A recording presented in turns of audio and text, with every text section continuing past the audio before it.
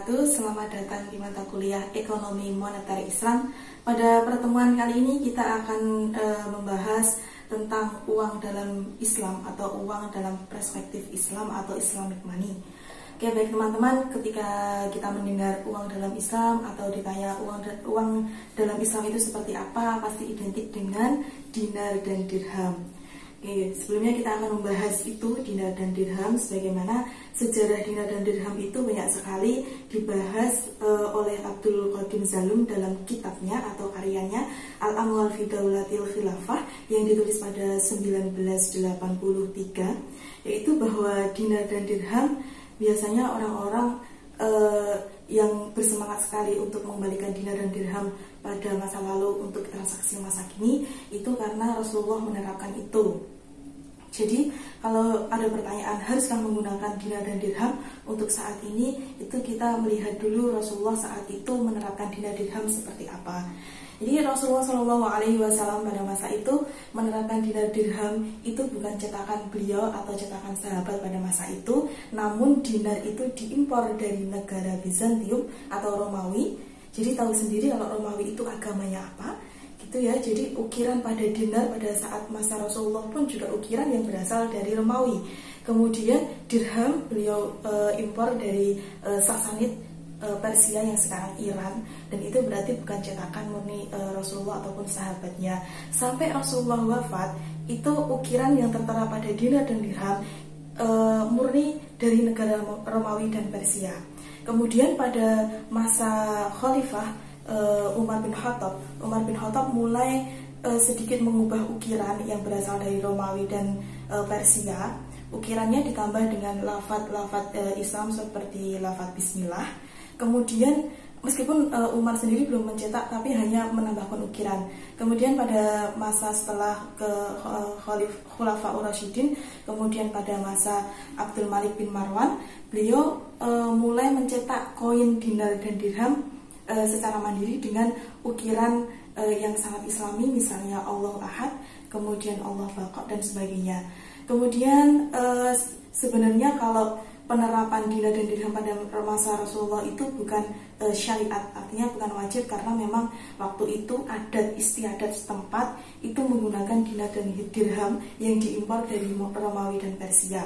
Jadi seperti Rasulullah menggunakan sorban, Rasulullah menggunakan gamis, itu bukan sesuatu yang seperti ibadah yang harus kita wajib menggunakan gamis, kita wajib menggunakan sorban, karena itu adat pada waktu itu. Sebagaimana ketika saat Nabi ada, itu yang digunakan di sana adalah dinar dan dirham. Sebagaimana teman-teman sudah mempelajari kaidah usul fiqh al-adatu muhakkamatun, maka adat yang berlaku di tempat itu yang menjadi hukumnya gitu. Nah, dinar, ketika kita ngomong 1 dinar itu apakah 1 gram emas? Itu enggak. 1 dinar, 1 keping dinar itu sama dengan 4,25 gram. Dan 1 dirham itu bukan 1 dirham sama dengan 1 gram perak, tapi pada masa Rasulullah 1 dirham sama dengan 2,97 gram perak. Kemudian kalau kita membahas juga perbandingannya dengan uang yang saat ini adalah uang kertas yang sangat rentan dan identik dengan riba, apakah pada dinar dan dirham itu tidak ada riba? Ternyata ada, karena riba itu bukan karena fluktuasinya. Beberapa jurnal riset yang sudah saya cantumkan di e-learning itu kan ada 3 jurnal ya, dan semuanya saya kira berkesimpulan bahwa dinar dirham itu lebih stabil, mungkin lebih volatilitasnya itu lebih tinggi dibandingkan dolar. Namun bukan berarti kalau di dinar dan dirham itu tidak mengandung riba, karena riba itu kan artinya aziyadah atau tambahan. Jadi tergantung masyarakat setempat yang menggunakan tambahan itu. Kalau misalnya kalau tadi 1 dinar itu 4,25 gram, itu ketika masyarakatnya mencetak uang 1 dinar di bawah itu atau nilainya kurang dari yang sudah ditentukan, maka itu kan juga ada pengurangan nilainya. Nah, di situ nanti terdapat ketidakstabilan nilai dinar, karena 1 dinar bukan 1 gram. Kemudian ada lagi pencetakan dinar dan dirham itu juga kalau tidak diawasi pemerintah rawan pemalsuan dalam arti tadi nilainya tidak stabil, tidak sesuai dengan yang diterapkan pemerintah, harusnya 4,25 gram, tapi kalau masyarakat bebas mencetak atau masyarakat bebas melebur yang awalnya dari koin dilebur menjadi perhiasan, itu juga tidak diperbolehkan kalau kita menggunakan mata uang dinar dan dirham. Oke, kemudian untuk pertukarannya sendiri, teman-teman sudah mempelajari apa saja barang ribawi gitu ya, sebagaimana yang ada di hadis Rasulullah SAW. Salah satunya ada di kitab Sahih Muslim. Ya, saya tunjukkan kitabnya. Sini ada kitab Sahih Muslim, syarahnya Imam Nawawi. Kita buka hadis ke 1584 yang atas ini. Di sini berbunyi Bismillahirrahmanirrahim, wa bi layqal qala Rasulullah sallallahu alaihi wasallam adz-dzahabu bidz-dzahabi wal fiddatu bil fiddati, artinya adalah emas itu ketika ditukarkan juga harus dengan emas. Kemudian al-fiddatu bil fiddati berarti perak dengan perak, al-bur bil burri itu berarti gandum yang warnanya merah dengan warna merah, jadi harus semisal sesuai dengan jenisnya. Kemudian asyair bisair berarti gandum yang putih juga harus ditukarkan dengan gandum yang sejenis warnanya putih.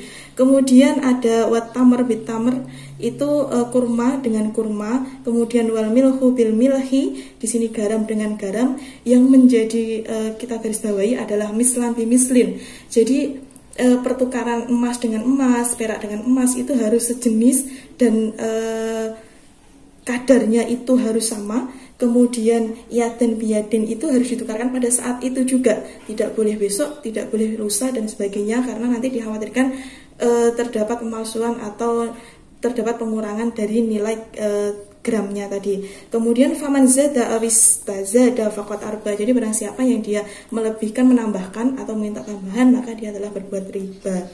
Kemudian kita coba membicarakan tentang uang dalam perspektif ilmuwan atau ekonom muslim. Yang pertama ada Ibnu Taimiyah. Ibnu Taimiyah itu berasal atau hidup pada masa dinasti Mamluk. Pada masa Ibnu Taimiyah, di dinasti Mamluk itu ada 3 macam uang yang beredar. Yang pertama adalah dinar yang berasal dari emas, kemudian ada dirham yang berasal dari perak, kemudian ada fulus. Fulus ini uang yang berasal dari tembaga. Namun apa yang terjadi ketika ketiga-tiga uang ini semua beredar, maka masyarakat cenderung untuk melebur dinar dan dirhamnya menjadi perhiasan, dan mereka lebih suka memakai fulus yang berasal dari tembaga. Nah, pada masa itu, pada masa dinasti Mamluk, maka muncul pabrik pencetakan fulus di Kairo dan Alexandria, yang mana kalau pencetakan terlalu banyak itu akan memicu inflasi, yang jenis inflasinya adalah human error inflation.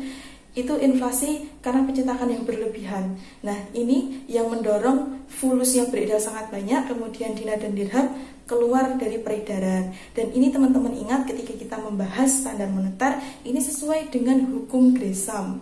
Hukum Gresham itu muncul pada tahun 1558. Nah, sedangkan Ibnu Taimiyah itu wafatnya 1328 Masehi. Jadi Ibnu Taimiyah sama Gresham itu duluan Ibnu Taimiyah. Ibnu Taimiyah wafat 200 tahun kemudian, Gresham baru lahir. Jadi tahu ya siapa yang meniru siapa. Oke, kemudian yang kedua adalah masa Al-Ghazali. Al-Ghazali memandang uang itu sebagai cermin.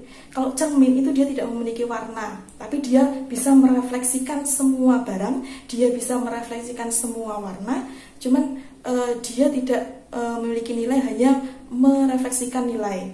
Kemudian Al-Ghazali juga mengecam dan mengutuk bagi siapa saja yang menimbun harta atau menimbun uang, yang biasa disebut dengan kanzul mal. Kalau kita menimbun barang namanya ihtikar, tapi kalau menimbun harta namanya kanzul mal. Kemudian yang kedua adalah Al-Ghazali juga mengecam siapa saja yang melebur koin tadi yang dinar dirham menjadi perhiasan. Kemudian yang ketiga adalah Al-Ghazali juga mengecam adanya uang palsu. Uang palsu di sini bukan berarti kalau sekarang kan uang kertas bisa dipalsukan, tapi kalau uang dinar itu palsu dalam artian nilainya di bawah standar yang ditetapkan. Misalnya 1 dinar 4,25 gram, tapi karena palsu dia 1 dinar di bawah 4,25 gram. Ya, kemudian karena banyaknya jenis barang, kemudian transaksi semakin pesat, itu Al-Ghazali membolehkan kalau misalnya suatu pemerintah menetapkan uang di suatu negara itu tidak harus berasal dari dinar, dirham ataupun fulus, tapi dari benda lain yang itu ketika pemerintah sudah oke, maka Al-Ghazali memperbolehkan hal itu. Demikian juga Ibnu Khaldun sependapat dengan Al-Ghazali. Begitu. Kemudian untuk Al-Ghazali kita kembali ke uang dalam Islam, perbandingannya dengan uang dalam konvensional. Kalau uang dalam Islam itu uang ya uang bukan modal, uang berbeda dengan modal. Kemudian uang itu public goods, yang dalam artian kalau uang itu miliknya publik, jadi tidak boleh ditimbun, harus diedarkan, harus disirkulasikan. Kemudian uang itu flow konsep itu mengalir terus ya, jadi kekayaan itu tidak boleh ditimbun, tapi kita harus mengalirkan dalam bentuk misalnya pembiayaan. Kemudian kita juga bisa mengalirkan kepada duafa lewat filantropi Islam dan sebagainya. Kemudian kalau sedangkan modal dalam Islam itu stock konsep, karena modal di sini adalah modal untuk berproduksi, misalnya tanah, kemudian faktor-faktor produksi lainnya bisa tenaga kerja, kemudian bisa teknologi, dalam artian di sini mesin-mesin dan sebagainya. Berbeda dengan Islam, kalau konsep uang dalam konvensional itu uang sama dengan modal. Uang adalah private goods, yang mana berarti uang boleh ditimbun, uang boleh disewakan, uang boleh dijual belikan. Kemudian uang itu stock konsep, berarti uang itu juga tidak harus beredar. Siapa yang memiliki uang banyak dia bisa menimbun, maka dia semakin kaya. Kemudian kalau dalam konvensional, menurut Irving Fisher, teman-teman tahu kalau Irving Fisher itu memiliki formulasi kuantitas uang itu M kali V sama dengan P kali T. Di situ ada V adalah velocity, yang velocity itu tingkat perputaran uang. Kalau perputaran uang semakin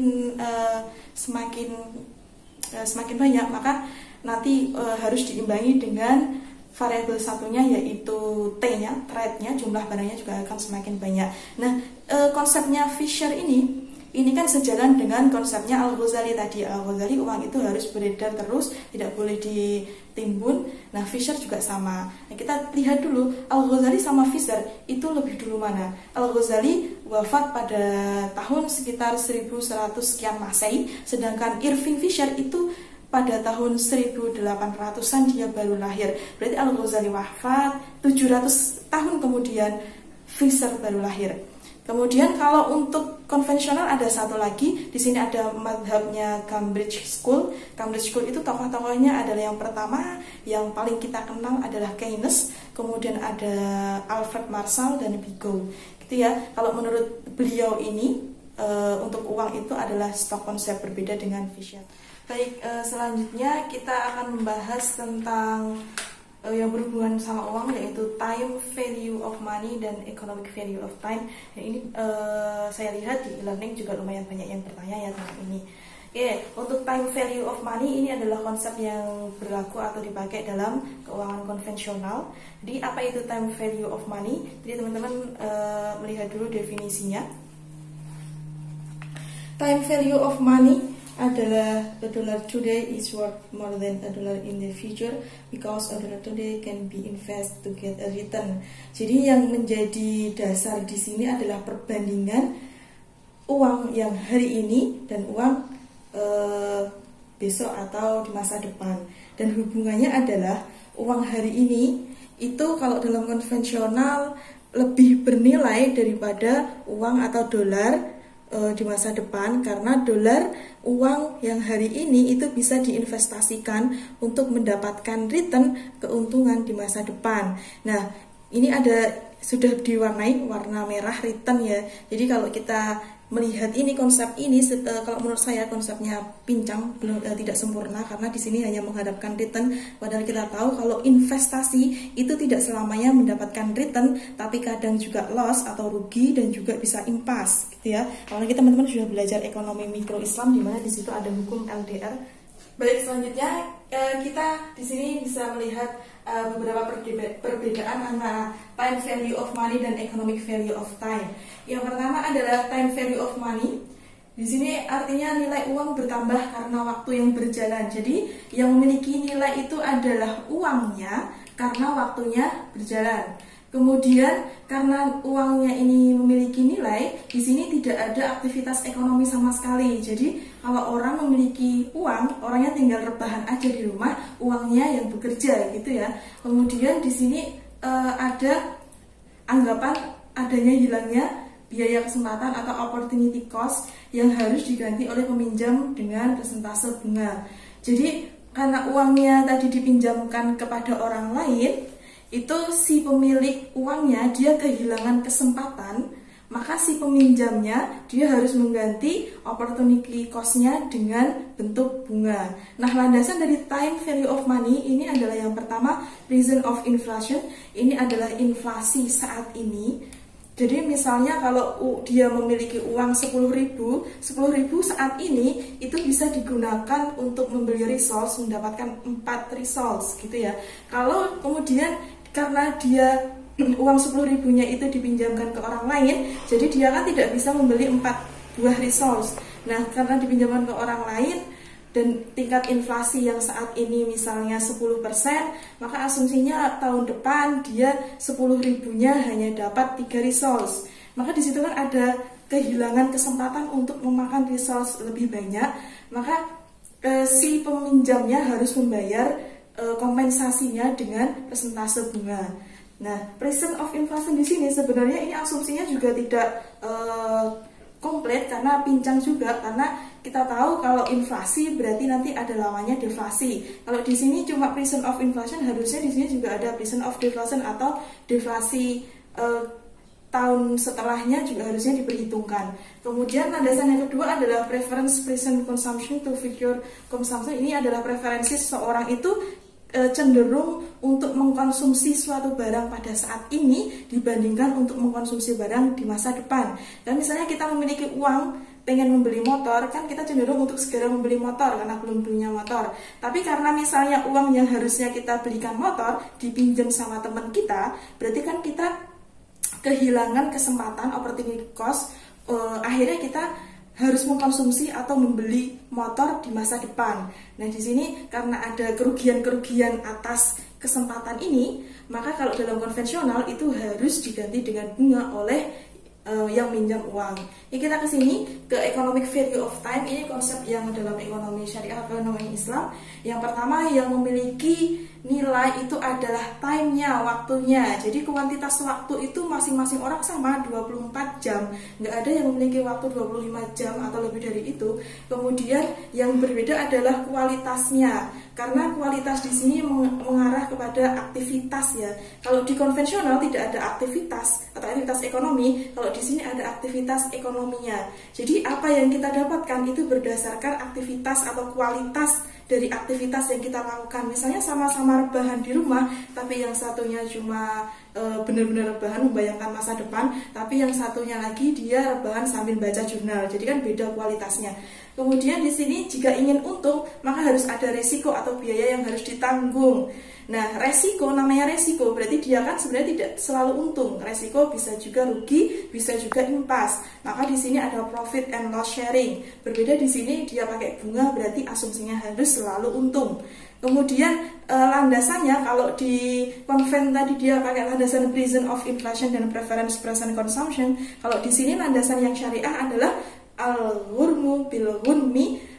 Dan ini bisa dibalik karena artinya ketika dibalik itu sama. Misalnya di sini al-ghurmu bil-ghunmi itu ketika kita ingin mendapatkan pendapatan harus disertai dengan resiko. Kemudian al-kharaju bidhoman, pendapatan itu harus disertai dengan biaya. Jadi tidak ada yang gratis, harus ada resiko yang selalu mengikuti dan harus ada biaya yang selalu dibayarkan. Gitu ya. Ini juga kalau di manajemen resiko pasti teman-teman sudah mendengar high risk, high return. Jadi semakin tinggi resikonya, semakin tinggi keuntungan atau pendapatannya. Kemudian yang time value of money ini memakai rumus atau formula seperti ini. Future value sama dengan present value kali 1 tambah I-nya adalah interest, kemudian pangkatnya adalah jumlah tahunnya. Nah, ternyata formula ini duplikat dari formula atasnya. Ini pertumbuhan sel. Pertumbuhan sel pada tahun kesekian sama dengan pertumbuhan sel pada saat ini dikali 1 tambah G-nya adalah growth atau pertumbuhan, kemudian T-nya itu tahunnya. Jadi ini sama persis rumusnya, hanya diganti nama variabelnya. Jadi ini awalnya adalah rumus dari ilmu biologi yang kemudian diduplikat, diaplikasikan ke dalam ilmu keuangan, dan ini salah besar karena anggapan konvensional menggunakan rumus pertumbuhan sel. Berarti kan dia menganggap bahwa uang itu seperti makhluk hidup, seperti sel yang terus tumbuh. Padahal uang itu sebagaimana tadi sudah saya jelaskan, Al-Ghazali, Ibnu Taimiyah dan Ibnu Khaldun, itu uang ya uang bukan modal, apalagi uang itu bukan makhluk hidup, gitu ya. Oke, saya kira itu sedikit penjelasan dari saya. Teman-teman bisa membaca lebih lanjut di slide, di jurnal dan sebagainya. Terima kasih, tetap di rumah aja. Selamat belajar. Wassalamualaikum warahmatullahi wabarakatuh.